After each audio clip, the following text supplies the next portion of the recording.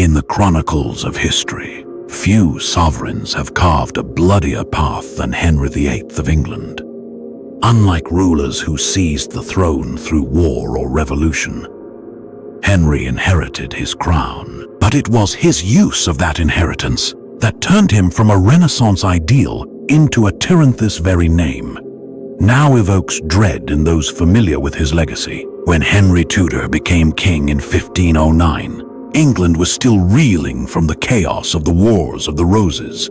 The Tudor line, though newly established, was still struggling to solidify its claim to power. Henry's father, Henry VII, had claimed the throne through both battlefield victory and political calculation. But his son seemed poised for a different kind of greatness. Athletic, handsome, and highly educated, Henry embodied the perfect image of a Renaissance monarch. England, in 1509, was a nation eager for both peace and prestige. The medieval world was fading, and Renaissance ideals art, learning, diplomacy were shaping European royal courts. Henry recognized that real kingship required influence both at home and abroad. What he failed or refused to grasp was the immense cost others would bear for his ambition. From the outset of his rule, Henry was consumed by a hunger for legacy, a drive that would dominate every choice he made. It wasn't enough to simply rule. He craved greatness, power, and immortality. This obsession guided all his actions, from his notorious marriages to his radical religious policies and the numerous deaths that paved his way to perceived immortality. Henry's court glittered with splendor and sophistication, a symbol of Tudor dominance. It attracted noble families, thinkers, and artists from all corners of Europe. But beneath this veneer of Renaissance refinement lay a growing menace, increasing paranoia, and mercilessness that would eventually consume those closest to him. His outward charisma and intelligence concealed a strategic, cold mind that treated people as disposable tools. As we journey through the saga of Henry VIII, we uncover more than a tale of indulgent royalty, and failed marriage as it becomes a dark study of unchecked authority, where the seeds of corruption grew into a regime defined by terror. A man once hailed as England's golden hope would ultimately become a grotesque, paranoid despot, left alone by the very kingdom he reshaped through fear. What is most terrifying about Henry's story is the calculated way he ruined lives, all while cloaking himself in the image of a divinely justified ruler. Every beheading, every betrayal, every merciless decree was, in his mind, an act of necessary justice for England's benefit. By the time his rule ended, thousands had perished for the sake of his vanity, and the nation he left behind had been forever altered by the shadow of his ambitions. The path to unchecked power. Henry's path to unchecked authority was set in motion by a singular obsession: securing a male successor. In the volatile world of the 16th century, royal dynasties depended entirely on strong, unbroken bloodlines. Henry grasped this all too well. Without a son, the Tudor legacy risked collapse. This desperation not only drove him to wed 6 different women, but also served, in his mind, as justification for eliminating anyone who threatened his mission. Catherine of Aragon, his first queen, embodied the ideal of royal womanhood: devout, wise, and politically influential. Before marrying Henry, she had been the wife of his elder brother, Arthur, a union designed to solidify ties between England and Spain. For 2 decades, she fulfilled her role as queen, but ultimately committed In Henry's eyes, an unpardonable sin. She failed to bear a living male heir. Henry's fixation on ending his marriage to Catherine went beyond personal frustration. It became a matter of political and dynastic survival. By the early 1520s, he had convinced himself that their childlessness was divine retribution for marrying his brother's widow, regardless of the papal decree that had allowed it. Every miscarriage and infant death apart from their daughter Mary seemed to confirm this belief. When Pope Clement VII refused to dissolve the marriage, Henry found himself at a crossroads that would reshape English history. He could bow to Rome or sever ties with it altogether. For a ruler obsessed with supreme control, it wasn't truly a decision, it was inevitability. The English Reformation wasn't rooted in theology, but in Henry's refusal to accept any authority above his own. By 1534, the rupture with Rome was formalized, and with the Act of Supremacy, Henry proclaimed himself the supreme head of the Church of England. This wasn't just a power grab, it was the apex of his egotism. Henry now claimed dominion not just over law and war, but over the souls of his people. Thomas More, the esteemed humanist and former Lord Chancellor, foresaw the tyranny that Henry was becoming. More's refusal to accept the king's spiritual supremacy was not merely theological dissent, it was a moral stand against absolute rule. His beheading in 1535 marked a grim turning point. For the first time, someone had been executed for the simple act of refusing to bolster Henry's ego. The killing of Thomas More sent tremors across Europe. A man hailed for his intellect and virtue was put to death because he dared oppose the king's self-deification. More's fate was more than a tragedy. It was a signal that Henry's word now outranked law, religion, and conscience. With Catherine removed and the English church firmly under his grip, Henry turned his full attention to Anne Boleyn, the woman who had become his consuming obsession. The woman who had captured the king's heart was everything. Catherine was not youthful, energetic, and apparently capable of bearing children. Henry's pursuit of Anne Boleyn had stretched on for years, and his overwhelming desire to claim her had led him to unravel the religious foundations of his realm.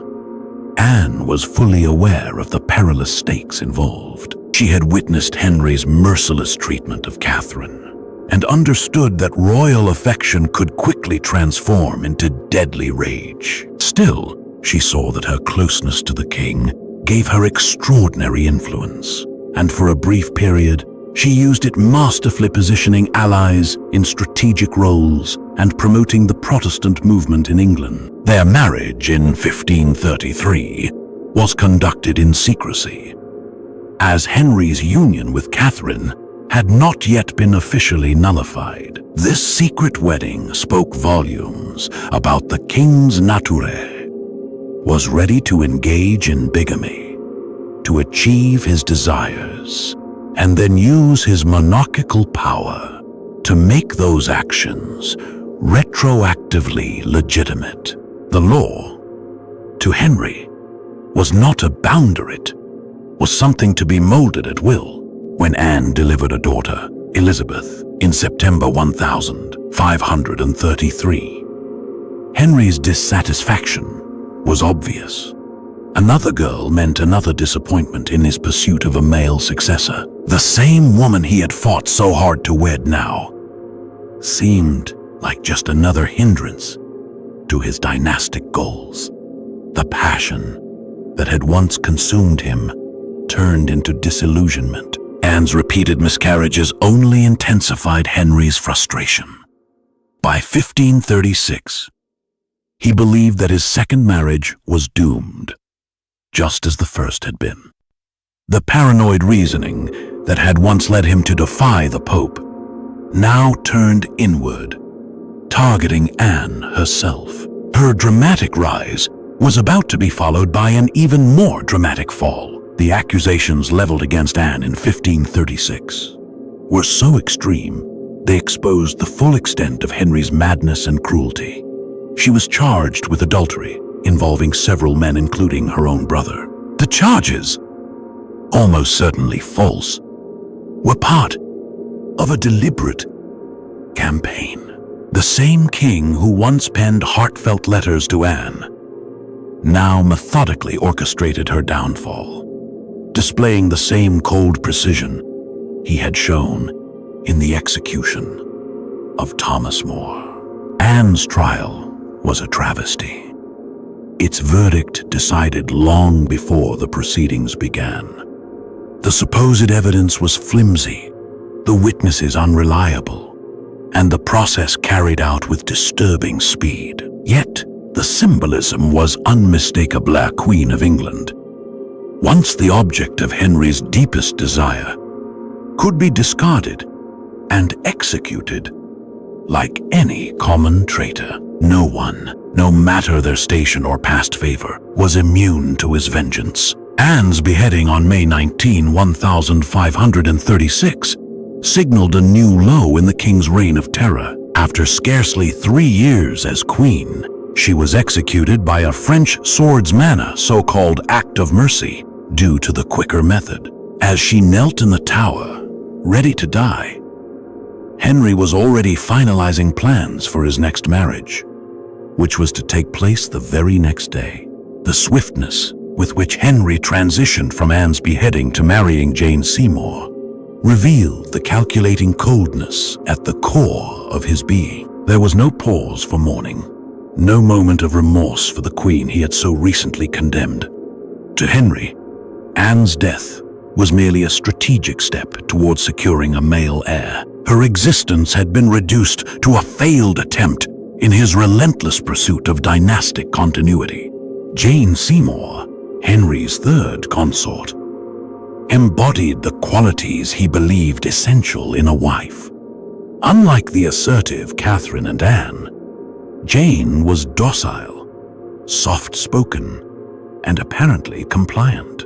She had observed the downfall of the women who came before her, and knew that survival in Henry's volatile court required total submission. Her personal motto, bound to obey and serve, perfectly encapsulated her strategy for managing life with a ruler whose tyranny was growing more apparent. When Jane gave birth to Edward VI in October 1537, she gave Henry what he had, long cravita, legitimate male successor. The celebration throughout the court was intense. After years of uncertainty and multiple marriages, the future of the Tudor line finally seemed secure. Yet, joy quickly turned to sorrow. Jane died merely 12 days after childbirth, likely due to postnatal complications. Unlike the cold detachment that followed the deaths of Catherine and Anne, Jane's passing stirred something deeper in Henry. Perhaps it was because she had fulfilled her duty as queen in his eyes, providing him with the son he so desperately desired. For once, his reaction seemed like genuine grief, rather than his typical angry frustration. Still, even this mourning was tainted by his obsession with legacy. Jane, in death, was immortalized, not for who she was, but for what she had achieved on his behalf. In the aftermath of Jane's death, Henry's paranoia surged to unprecedented levels. Once assured in his rule, he now perceived danger in every corner. The Pilgrimage of Grace, a large-scale rebellion in northern England, deeply unsettled him, causing him to question the loyalty of his people. As expected, his response was swift, and merciless hundreds were executed to assert his dominance, making it clear that defiance would be crushed without hesitation. Even his most loyal servant, Thomas Cromwell, the mastermind behind Henry's split from the Catholic Church, was not safe. Cromwell had brokered Henry's ill-fated marriage to Anne of Cleves, and the king's humiliation over this failed alliance demanded a scapegoat. Despite over a decade of loyal service, Cromwell was arrested and executed in 1540. His severed head was placed on display at London Bridge, a gruesome warning to all who might disappoint the king. Cromwell's death marked a significant shift. Henry was no longer targeting only his enemies. He was now willing to sacrifice his most competent allies for the sake of saving face. The implication was chilling closeness to the king offered no protection. Instead, it mocked one for eventual ruin. By the 1540s, the transformation was complete. The once vibrant, charismatic young monarch had deteriorated into a grotesque figure, obese, ailing, and increasingly governed by fear. He no longer ruled through admiration but by instilling dread. His royal court had devolved into a perilous arena where even the slightest error could lead to death. Fear dominated the atmosphere, and courtiers lived in perpetual dread of drawing the king's ire. Henry's pattern with wives had become darkly familiar. Intense infatuation, followed by marriage, disappointment, and ultimately destruction. Anne of Cleves was among the fortunate few, escaping execution by agreeing to an annulment and accepting a generous pension. However, Catherine Howard, his fifth queen, would not be granted such mercy. Her youth and beauty had initially enchanted Henry, but accusations of unfaithfulness, whether true or imagined, sealed her doom. Catherine Howard's beheading in 1542 showed how little Henry had learned from his past atrocities. Once more, a young woman's life was extinguished because of the king's obsessive fears and delusions. The allegations against her centered around her past romantic encounters and supposed indiscretions while queen. The evidence was flimsy, the trial hurried, and the verdict predetermined. The sheer speed and harshness of Catherine's downfall stunned even the most seasoned members of Henry's court. Barely 20 years old at the time of her execution, her greatest offense seemed to be immaturity and naivety. Yet Henry displayed no remorseful acknowledgement of the role he played in placing an inexperienced girl in an impossible situation. To him, her death was just another necessary purge in his ruthless quest for control. Catherine Parr, Henry's sixth and final wife, entered her marriage in 1543 with eyes wide open. She had witnessed 5 women attempt to navigate the deadly waters of royal matrimony and was determined to survive where they had not. Her method was calculated: absolute obedience and cautious avoidance of any topic that might awaken the king's suspicions. In Henry's final years, his decline became alarmingly visible. The once vibrant and athletic monarch had deteriorated into a grotesque, bloated shell of his former self, likely suffering from diabetes, kidney failure, and possibly syphilis. His leg ulcers had rotted to the point that their stench could be smelled from other rooms, and his mental state deteriorated alongside his body, his temper more volatile, his trust in others evaporating. As his health collapsed, so did his grasp on reality. Henry, once surrounded by loyal companions, now trusted no one, not even Catherine Parr. In 1546, she faced an accusation of heresy, and only her sharp instincts and total deference kept her from becoming the third of his wives to face execution. The closing chapter of Henry's life laid bare the monstrosity he had become. The court that had once drawn admiration from across Europe had turned into a nightmare of whispered warnings and suppressed terror. Nobles who once sought royal favor now prayed for obscurity. aware that the king's approval could, without warning, turn into a death sentence.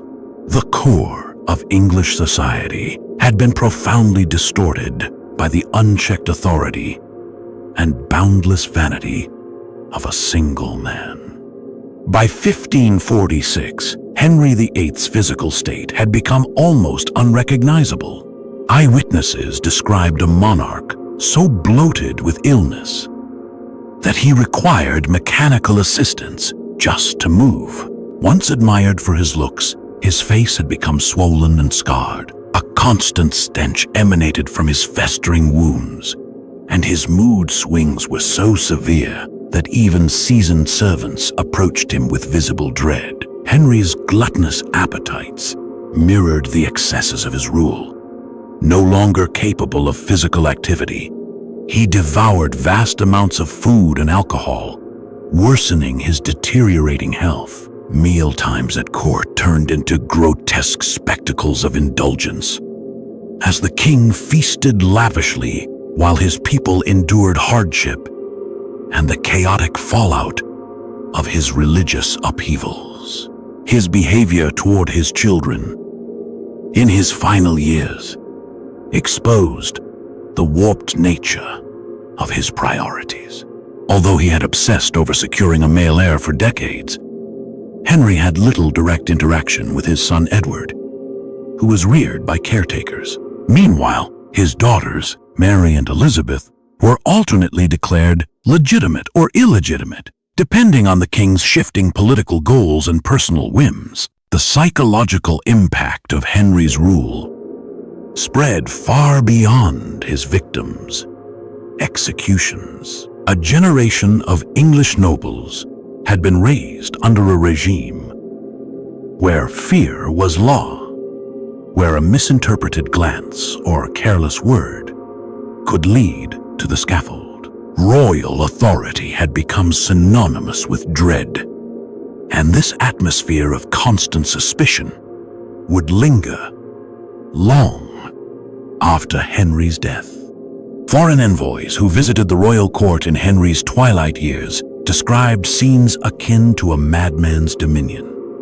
Once a formidable figure in European politics, Henry had become a reviled and feared despot. England was increasingly seen as a volatile outlier on the continent, ruled by a king whose erratic nature made him a liability to allies and enemies alike.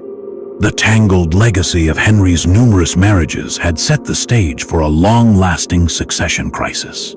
His relentless drive for a male heir left behind disputes over royal legitimacy, religious rifts, and multiple contenders to the throne. The very dynasty he had labored to strengthen was, ironically, undermined by his own tyrannical decisions. By early 1547, it was obvious that Henry's end was near. After nearly 40 years of iron-fisted rule, the diseases that had long ravaged his body were finally prevailing. Still, even bedridden and dying, Henry clung to his authority, signing execution orders and punishing perceived enemies from his chamber. Death would not easily subdue the tyrant he had become. Henry spent his last days at Windsor Castle, surrounded by the opulence he had so ruthlessly defended. But those who were present during his final moments saw not a mighty ruler, but a tragic figure betrayed by his own failing body, just as he had betrayed so many others. The foul odor from his ulcerated legs was so overpowering that few could tolerate being in his presence. During his final illness, Henry's mental decline was fully exposed. He clung to the delusion that he had been a just and noble ruler, convinced that his brutal decisions were acts of necessity, and that history would regard him as a great monarch rather than the tyrant he had become. Despite the immense pain and loss he had inflicted on his realm, he appeared utterly blind to the devastation he had caused. Even on his deathbed, Henry displayed his signature cruelty.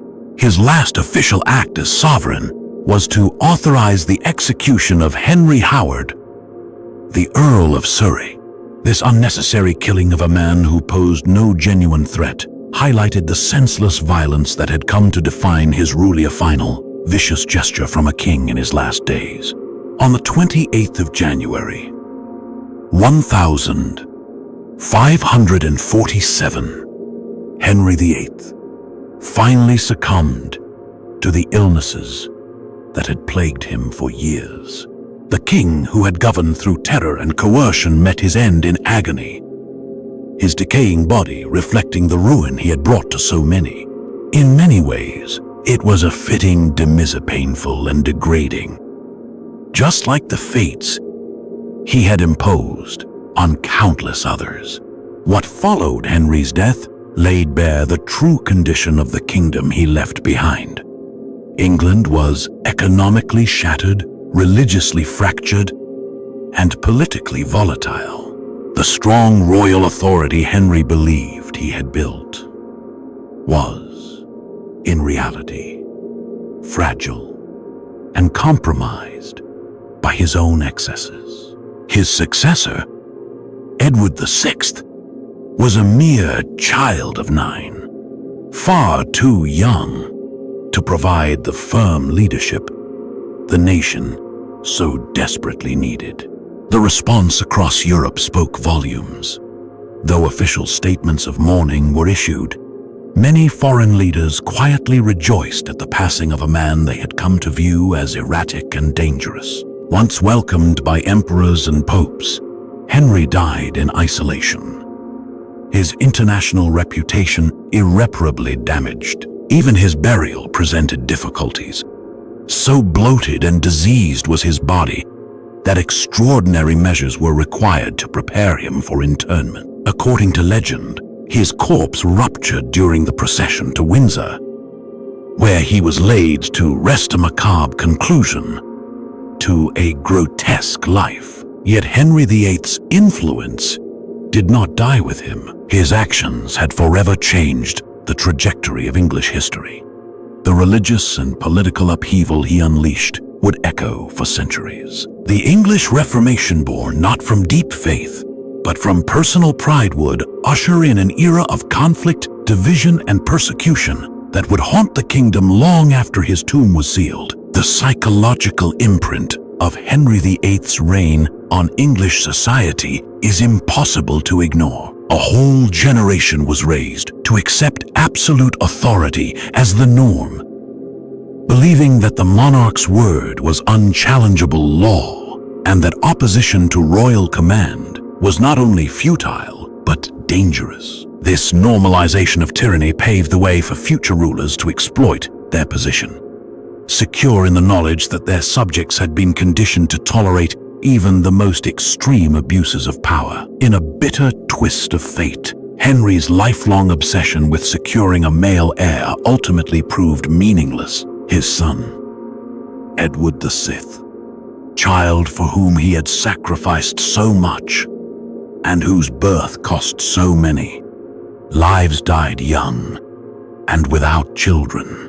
The throne passed instead to his daughters, the very individuals he had worked so hard to sideline.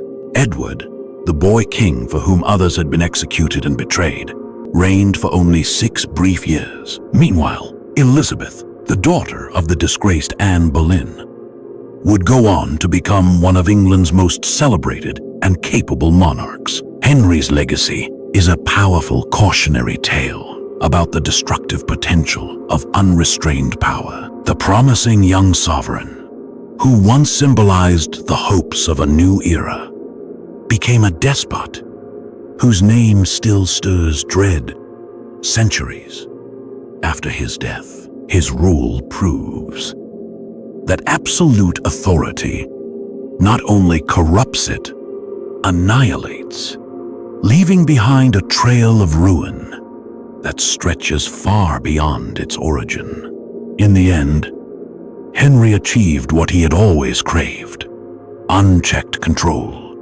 religious supremacy, and a permanent place in history.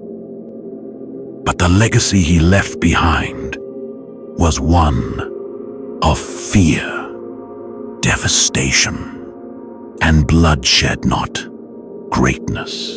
The king, who had been so obsessed with his historical image, would indeed be remembered, but not for his glory. Instead, he remains one of history's starkest warnings against the perils of power without accountability and of ego without limit.